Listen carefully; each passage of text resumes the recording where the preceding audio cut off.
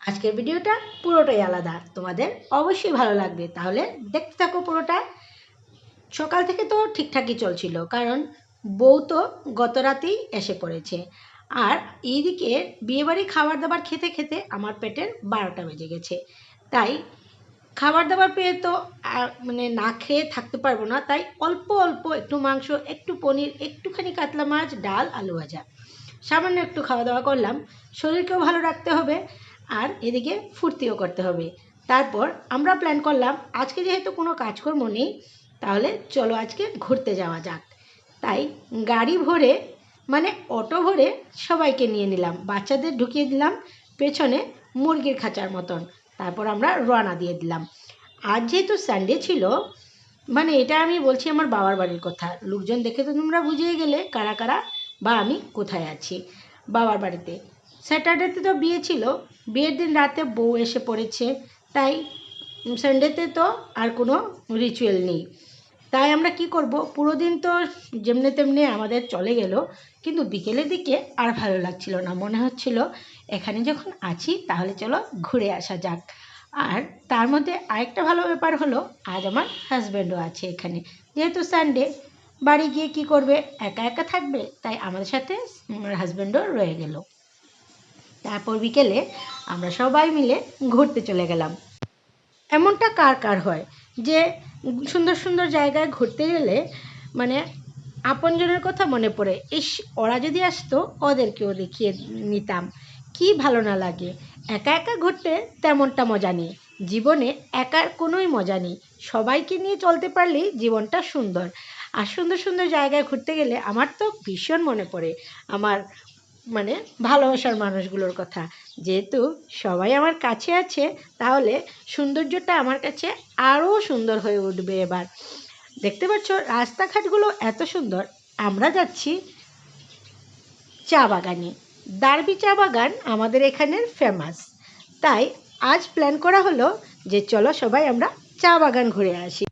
সবসময় দেখবে মানে গাড়ি ঘোড়া বা মানে আর্টিফিশিয়াল আমরা যেগুলো ঘোরাঘুরি করতে যাই, পার্ক আছে, আরও অনেক কিছু আছে, সেগুলো সবসময় ভালো লাগে না।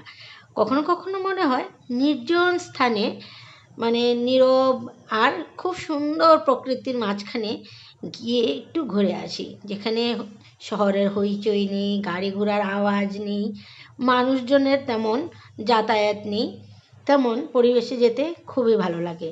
আর শুধু আমার কেন, অনেকেরই ভালো লাগে, যেটা আমি বুঝি। কিন্তু আমি এইসবের মধ্যে গেলে যেমন কোথাও হারিয়ে যাই, যেমন অন্য একটা দেশে চলে যাই। আর আজ তো এমনই একটা মানে পরিস্থিতি, যেমন আমার ঘরের কোনো কাজকর্ম নেই, বাচ্চাদেরকে নিয়ে কোনো টেনশন নেই, আমার মা দিদি ওরাই দেখে রাখছে, ওরাই খাবার দিচ্ছে, আর সাথে তো আমার হাজব্যান্ড আছেই। তাহলে আজ তো মজাটা দ্বিগুণ না, অনেক গুণ বেড়ে গেছে। দেখতে পাচ্ছ চারিদিকে চা বাগানের টিলা, টিলাগুলো সুন্দর করে ওরা ধাপে ধাপে কাটে। চা বাগানে আমার মনে হয় এত জলের প্রয়োজন হয় না, তাই টিলার মধ্যে করা হয়, ধাপ ধাপ করে দেওয়া হয় যাতে জলটা না আটকে। আর এই সিজনটায় চা গাছগুলোকে একবারে মুড়ে দেওয়া হয়েছে, তাই টিলাগুলো একদম গ্রিনারি জিনিসটা কম, কারণ গাছগুলোকে ছাঁটাই করে দেওয়া হয়েছে। আর এটা হলো চা ফ্যাক্টরি, যেখানে এসে চা পাতাগুলো কালেক্ট করে জমা করা হয়, আর এখানে মনে হয় কিছু বানানোও হয়, চা পাতা মানে চার জন্য রেডি করা হয়, কিন্তু এখানে ঢুকতে দেওয়া হয় না। তাই এখানে ঢোকা নিষেধ হওয়ায় ভেতরে কি হয় সেটা ভালো করে জানতে পারি না। ভেতরে কিছু মেশিন টেশিন আছে মনে হয়, চা পাতাগুলোকে মানে রেডি করা হয়। এই যে দেখছো লোকেশনটা খুবই সুন্দর, আর লোকজনও একদমই কম, বাড়িঘর তো একদম দেখাই যাচ্ছে না, খুব সুন্দর পরিবেশ। লোকজন আছে টিলায় টিলায়, ফাঁকে ফাঁকে দুই চারটে ঘর দেখা যায়, কিন্তু এভাবে শহরের মতন জনবসতি তো এখানে নেই। খুবই ভালো লাগছিল, এক তো সানডে, তারপর কোনো কাজকর্ম নেই, তারপর এমন একটা পরিবেশ, তারপর কিছু প্রিয়জনের সঙ্গে, তাহলে মজাটা তো অনেক গুণ বাড়ারই কথা। এইদিকে দেখলাম গিয়ে ছোট ছোট চায়ের চারা রেডি করা হয়েছে, এগুলোকে প্রোটেকশন দিয়ে রেডি করে রাখা হয়েছে ছোট ছোট চারা। মনে হয় ওরা এগুলো বিক্রি করে বা ওরা আবার মানে সময়ে লাগায়। এইগুলোর ব্যাপারে তো তেমনভাবে জানা যায় না, কারণ আশেপাশে কোনো লোকজনও দেখা যায় না ভালো করে জানার। যা দেখলাম, দেখে যা বুঝলাম। আর যেহেতু শীতকাল পড়ে গেছে, এখন মনে হয় চা পাতার কালেকশন কম, তাই চা বাগানগুলো একটু গ্রিনারি কম দেখা যাচ্ছে, টিলাগুলো একটু ফাঁকা ফাঁকা, কারণ চা গাছগুলোকে মুড়ে দেওয়া হয়েছে, সুন্দর করে কেটে ছাঁটাই করে দেওয়া হয়েছে। আমরা নেমে পড়লাম এবার ছবি তুলতে।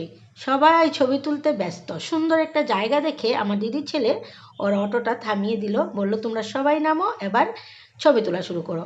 আমরা তো ভাবলাম এই যে কি মজা, রাস্তাটা এত সুন্দর আর তার মধ্যে এত মানে গাড়ি ঘোড়ার কোনো প্রবলেম নেই। সবাই নেমে পড়লাম, সবাই মোবাইল বের করে সবার স্মৃতি নিয়ে যাবে, তাই ছবি তোলা শুরু হলো। আর শুরু হলো গাড়ির আসা যাওয়া। এই যে কোথা থেকে বারবার গাড়ি আসছিল আর বাইকগুলো আসছিল, আমাদের মনে হয় ওরাই কিছুটুক আগে গিয়ে আবার ব্যাক করে আসছে আমাদের ডিস্টার্ব করার জন্য। আর যাই হোক, বা ওরা মজা নেওয়ার জন্য যে আমাদেরকে ছবি তুলতে দিবে না বা আমরা কি করছি তাই দেখার জন্য মনে হচ্ছে বারবার। প্রথমে বুঝতে পারিনি গাড়িটা, কিন্তু যখন আমি ভিডিওটা এডিটিং করছিলাম তখন দেখছিলাম যে একটাই তো গাড়ি ছিল। ওরাই মনে হয় বারবার আসা যাওয়া করছিল আমাদের ডিস্টার্ব করার জন্য। আচ্ছা যাই হোক, যে যেমন তার তেমন কর্ম।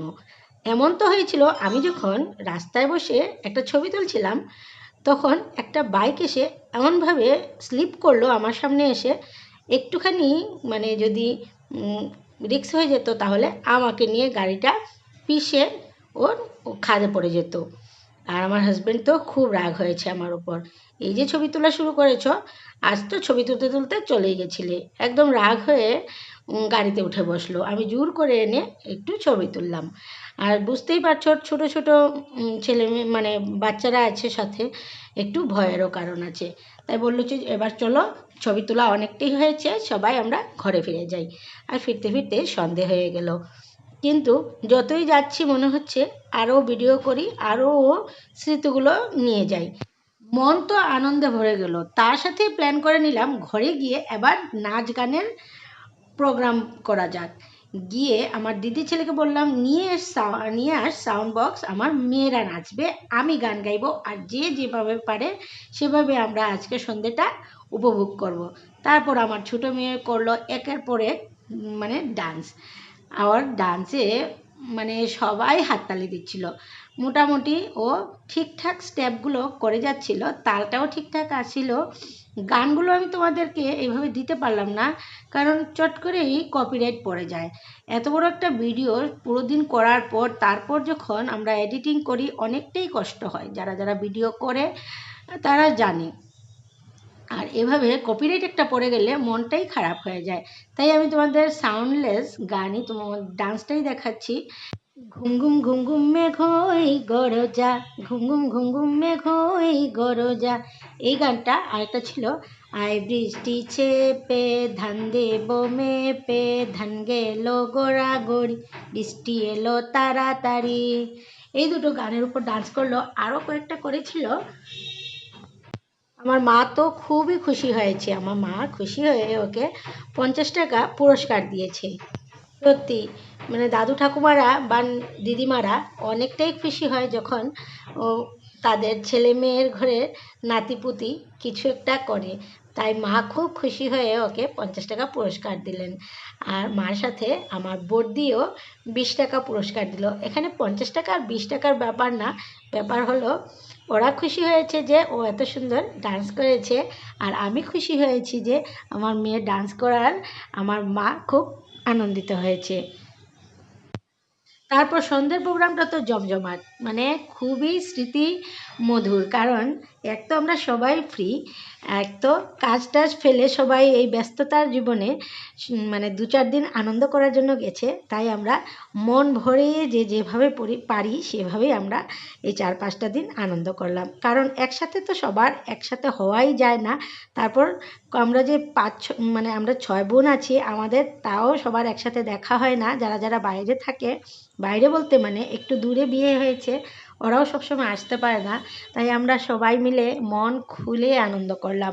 আর সন্ধে হলেই আমরা নাচ আর গানের একটা আসর বসিয়ে দিতাম।